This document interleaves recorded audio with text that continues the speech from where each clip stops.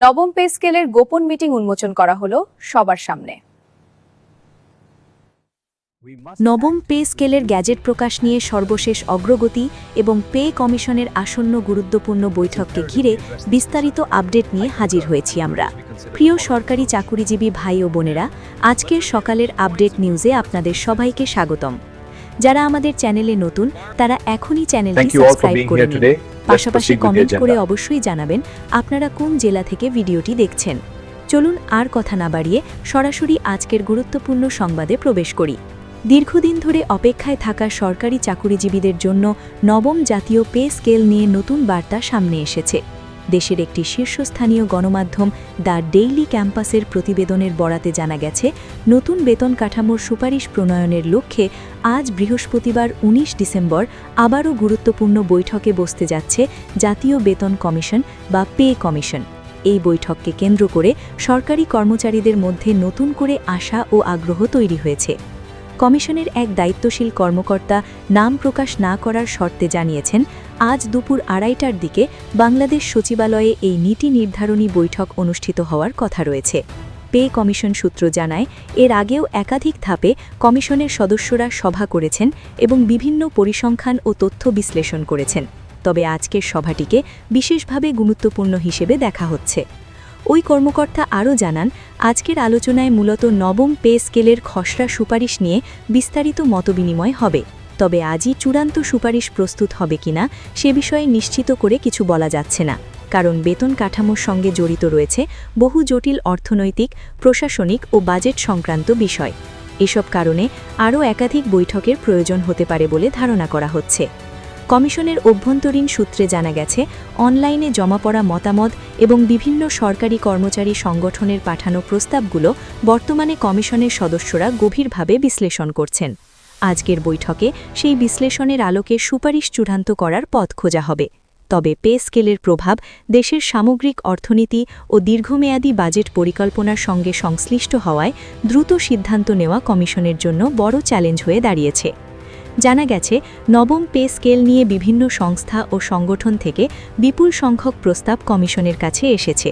জাতীয় বেতন কমিশন এসব মতামত গুরুত্ব সহকারে পর্যালোচনা করছে। তবে এখনও পর্যন্ত কমিশনের পূর্ণাঙ্গ প্রতিবেদন লেখার কাজ বা খসড়া প্রস্তুত আনুষ্ঠানিকভাবে শুরু করা সম্ভব হয়নি। অর্থাৎ চূড়ান্ত রিপোর্ট প্রস্তুত হতে আরও কিছুটা সময় লাগবে বলেই ইঙ্গিত মিলছে। গত মঙ্গলবার কমিশনের একটি বিশ্বস্ত সূত্র গণমাধ্যমকে জানায়, সাম্প্রতিক সময়ে সরকারি কর্মচারীদের মহাসমাবেশ কিংবা কঠোর কর্মসূচির হুমকিতে কমিশন কোনো ধরনের চাপ অনুভব করছে না। কমিশনের প্রধান লক্ষ্য হল একটি বাস্তবসম্মত, টেকসই ও রাষ্ট্রের স্বার্থে উপযোগী সুপারিশ প্রস্তুত করা।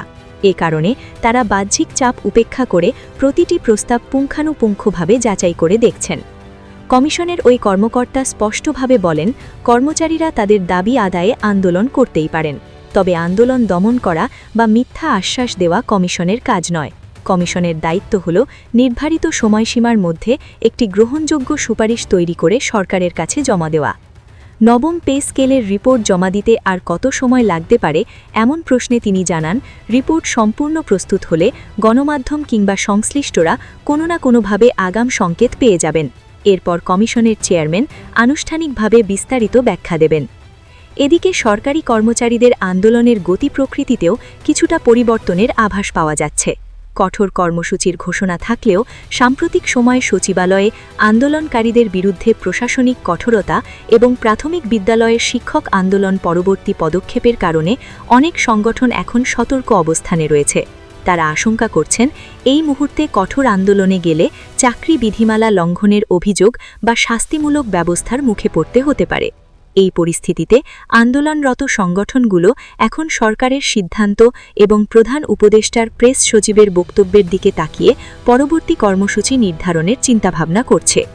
বাংলাদেশ সরকারি কর্মচারী উন্নয়ন পরিষদের সভাপতি জিয়াউল হক দ্য ডেইলি ক্যাম্পাসকে জানান, তারা অবশ্যই ন্যায্য দাবি আদায় করবেন, তবে সব দাবি যে রাজপথের আন্দোলনের মাধ্যমে আদায় করতে হয় তা নয়।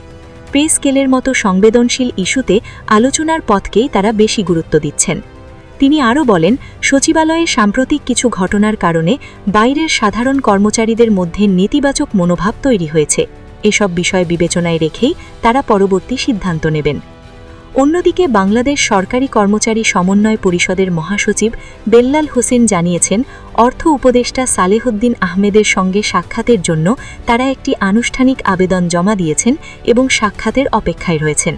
আগামী শুক্রবার ১৯ ডিসেম্বর সংশোধিত সময়সূচি অনুযায়ী দাবি আদায় ঐক্য পরিষদের নেতারা নিজেদের মধ্যে বৈঠকে বসবেন। সেই বৈঠকের সিদ্ধান্ত অনুযায়ী পরবর্তী কর্মসূচি ঘোষণা করা হবে। তবে এবার আন্দোলনের ক্ষেত্রে তারা অনেক বেশি সতর্ক অবস্থানে রয়েছেন।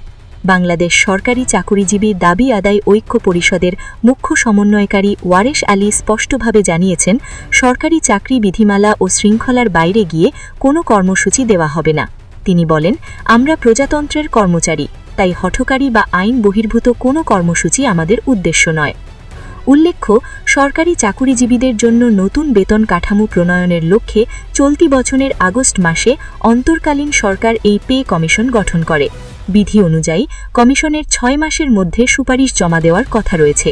যদিও কর্মচারীদের একটি অংশের দাবি ছিল ডিসেম্বরের ২২ তারিখের মধ্যেই নতুন পে স্কেলের গ্যাজেট প্রকাশ করা। তবে কমিশনের বর্তমান অগ্রগতি এবং আজকের বৈঠকের এজেন্ডা পর্যালোচনা করলে বোঝা যায়, নির্ধারিত ওই সময়ের মধ্যে গ্যাজেট প্রকাশের সম্ভাবনা খুবই কম। কমিশন তাদের নিজস্ব প্রক্রিয়া ও যাচাই বাছাই শেষ করেই চূড়ান্ত প্রতিবেদন জমা দিতে চায়। সব মিলিয়ে আজ বিকাল ২:৩০টার বৈঠকের ফলাফলের ওপরই অনেকটা নির্ভর করছে নবম পে স্কেলের ভবিষ্যৎ পরিস্থিতি।